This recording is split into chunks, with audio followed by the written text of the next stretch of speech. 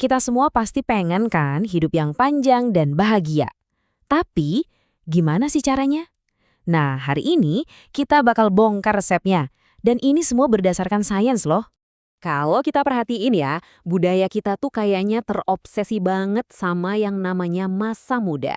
Jadi banyak yang mikir kalau jadi tua itu ya suram. Tapi gimana kalau saya bilang tahun-tahun terbaik dalam hidup kita justru belum datang?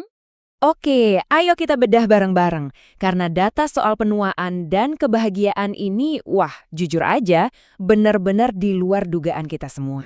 Jadi gini, ternyata perjalanan kebahagiaan kita itu nggak lurus-lurus aja.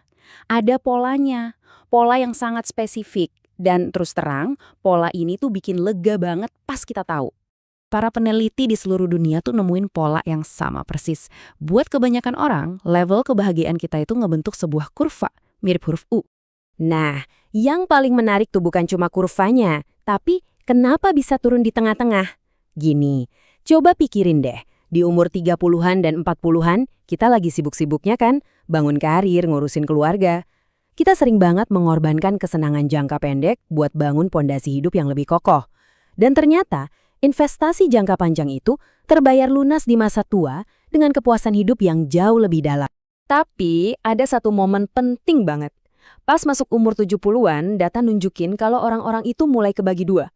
Mereka ngambil dua jalur hidup yang beda banget. Dan ini penting ya, perpecahan ini bukan soal hoki atau takdir. Sama sekali bukan.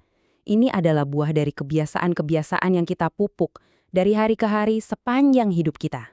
Nah, dari sini kita bisa lihat kan apa pertaruhannya. Tujuannya jelas, gimana caranya kita bisa bikin pilihan-pilihan yang tepat hari ini supaya nanti kita bisa masuk ke jalur bahagia dan sehat itu. Dan menetap di sana. Oke, jadi pertanyaannya sekarang, gimana caranya biar kita pasti ada di jalur yang benar itu? Apa sih rahasianya? Dengerin pertanyaan itu rasanya kayak minta bola kristal buat nerawang masa depan, ya kan? Nah, kabar baiknya, bola kristal itu ternyata ada. Namanya Harvard Study of Adult Development. Ini studi gila-gilaan jalan selama lebih dari 90 tahun, ngikutin hidup ratusan orang cuma buat nyari jawaban pasti dari pertanyaan itu. Dan dari studi itu ketemu jawabannya. Kata kuncinya cuma satu, bisa dikendalikan. Jadi ini bukan soal genetik atau nasib yang udah digarisin. Ini soal pilihan. Pilihan yang bisa kita semua mulai ambil. Ya, dari sekarang juga. Oke, kita mulai dari 4 kebiasaan pertama. Ini semua fokusnya ke pondasi fisik kita. Logikanya gampang banget. Kalau badan sehat, kita punya energi buat nikmatin hidup, stres berkurang, dan lebih kuat ngadepin masalah. Intinya, kebahagiaan dan kesehatan itu satu paket, nggak bisa dipisahin. Nah, 3 kebiasaan berikutnya ini fokus ke kebugaran mental dan emosional kita. Punya cara buat ngatasin stres, bikin otak tetap nyala dengan terus belajar, dan yang paling penting, ngerawat hubungan sama orang lain. Ini semua tuh yang penyangga kebahagiaan kita buat jangka panjang. Oke, ketujuh kebiasaan tadi emang penting banget. Tapi, studi Harvard ini nemuin satu hal yang bobotnya itu jauh di atas yang lain. Satu faktor penentu yang paling dominan. Jadi, faktor paling penting buat hidup panjang dan bahagia itu ternyata bukan soal duit yang banyak, bukan soal jadi terkenal, bukan juga soal karir yang meroket. Jawabannya adalah sesuatu yang jauh lebih dasar. Sesuatu yang bikin kita jadi manusia.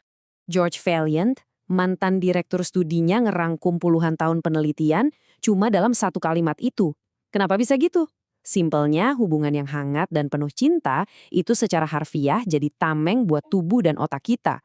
Hubungan yang baik itu bisa nurunin stres, ningkatin imun, dan yang paling penting, ngasih kita rasa aman dan tujuan hidup. Dan ternyata, efeknya lebih dahsyat dari apapun.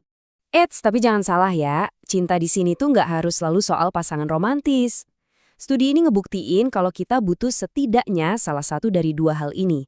Pertama, pasangan hidup yang stabil, atau kedua, lingkaran pertemanan yang benar-benar solid dan saling dukung. Kuncinya itu di kualitas, bukan di seberapa banyak teman yang kita punya. Nah, ini dia bedanya. Poin utamanya adalah kita harus investasi waktu dan energi ke teman sejati, bukan teman transaksi yang dekat cuma karena ada maunya, entah itu urusan kerjaan atau keuntungan lain.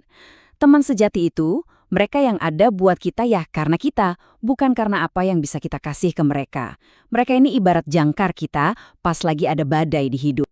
Jadi, kalau kita rangkum semuanya, inilah dia. Ini semacam checklist yang udah terbukti secara ilmiah buat hidup yang lebih bahagia. Bukan cuma buat sekarang, tapi buat puluhan tahun ke depan. Dan yang paling keren dari semua penelitian ini apa coba?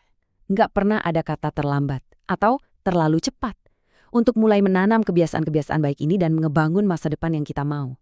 Jadi, pertanyaannya buat Anda, dari 7 ini kebiasaan mana yang mau Anda mulai investasikan hari ini?